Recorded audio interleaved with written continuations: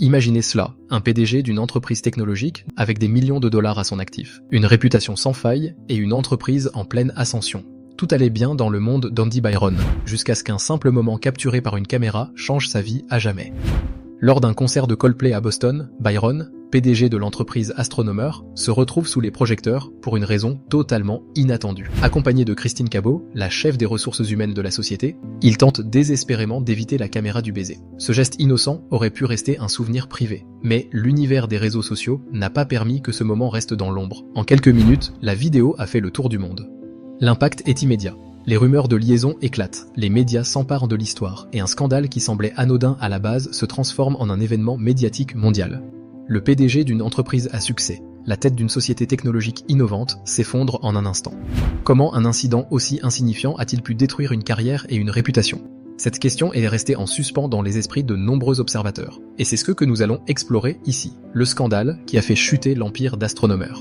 Lorsque Chris Martin, le leader de Coldplay, a commenté avec humour « Soit ils ont une liaison, soit ils sont très timides », il ne savait probablement pas que cette remarque ferait partie de l'histoire. Ce moment innocent où Andy Byron et Christine Cabot sont filmés essayant de se cacher de la caméra a mis en lumière des éléments cachés de leur vie personnelle et professionnelle. À ce stade, tout n'était qu'une plaisanterie. Mais l'histoire a pris une tournure différente au matin du jour suivant. La vidéo est devenue virale, et avant même que le public puisse analyser les faits en profondeur, l'affaire avait pris une ampleur démesurée. Astronomer, une entreprise pourtant connue pour ses innovations dans le domaine de l'IA et des technologies de données, se retrouve maintenant liée à un scandale de grande envergure.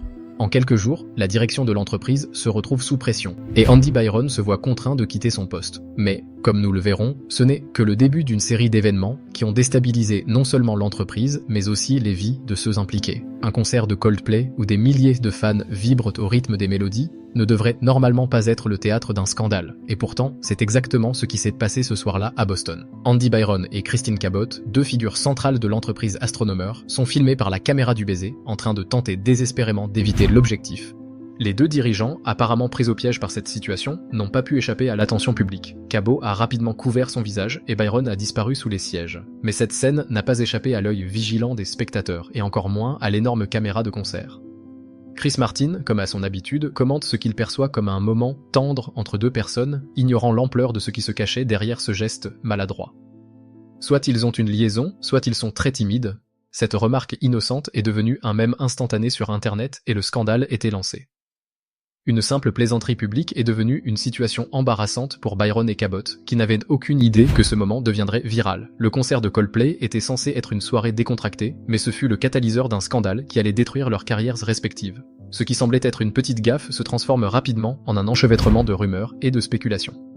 À peine quelques heures, après que les images aient été diffusées sur les réseaux sociaux, le nom d'Andy Byron est associé à celui de Christine Cabot dans une affaire qui semble hors de contrôle. Les rumeurs d'une relation secrète entre les deux prennent de l'ampleur. Les journalistes se lancent à la recherche de détails sur leur vie personnelle et le public commence à spéculer sur la véritable nature de leur relation. Le terme liaison devient inévitablement le mot-clé dans les discussions publiques. Et tandis que tout cela se déroule sous les yeux du monde, Astronomer, une entreprise jusque-là respectée, voit sa réputation s'effondrer. Le lendemain matin, la direction d'Astronomer réagit rapidement, mais la situation échappe déjà à tout contrôle. L'entreprise publie un communiqué précisant que l'incident met en lumière des axios qui ne sont pas conformes aux valeurs de l'entreprise. Andy Byron, bien qu'il n'ait pas été officiellement mis à pied à ce moment-là, commence à sentir la pression. L'affaire prend une ampleur qu'il n'avait jamais anticipée. Les spéculations vont bon train. Byron pourrait-il être contraint de démissionner ? Il est probable qu'Andy Byron ait compris que cette situation allait au-delà de la simple réputation professionnelle. Il a pris la décision difficile de présenter sa démission plutôt que d'attendre une éventuelle révocation par le conseil d'administration. Certaines sources affirment que Byron avait déjà préparé le terrain pour sa sortie. En prenant l'initiative de démissionner, il a évité une situation où l'entreprise l'aurait licencié et où il aurait perdu bien plus que sa position de PDG. Cette démission, bien qu'elle soit une mesure défensive, est également vue par certains comme une stratégie financière pour éviter des conséquences encore plus graves.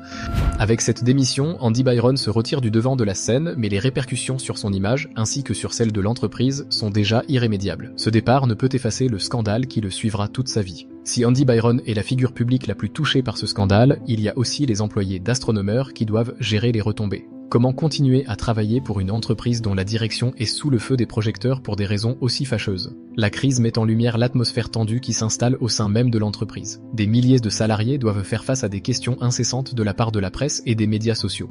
Ce qui semblait être un modèle de succès pour Astronomer, une entreprise pionnière dans le domaine des technologies de données, se transforme en une crise de réputation sans précédent. L'entreprise, qui était en pleine expansion avec des investissements atteignant près de 100 millions de dollars, voit sa valorisation chuter à la suite du scandale. Les actions d'Astronomer plongent, tandis que des rumeurs de rachat circulent dans les cercles financiers.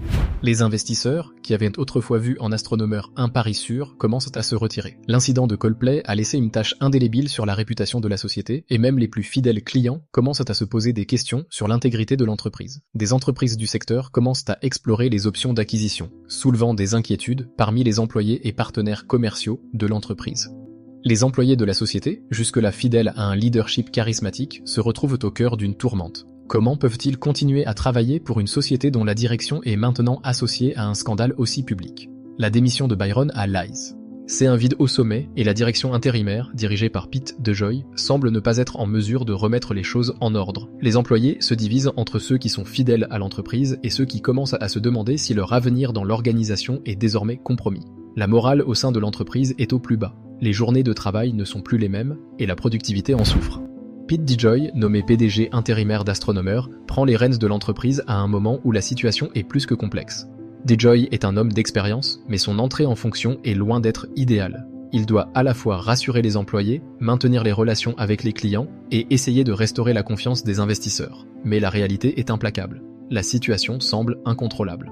Les rumeurs circulent déjà selon lesquelles Astronomer pourrait être vendu à un concurrent plus grand, ce qui créerait des perturbations considérables dans la vie de milliers d'employés qui ont mis des années à bâtir leur carrière au sein de l'entreprise.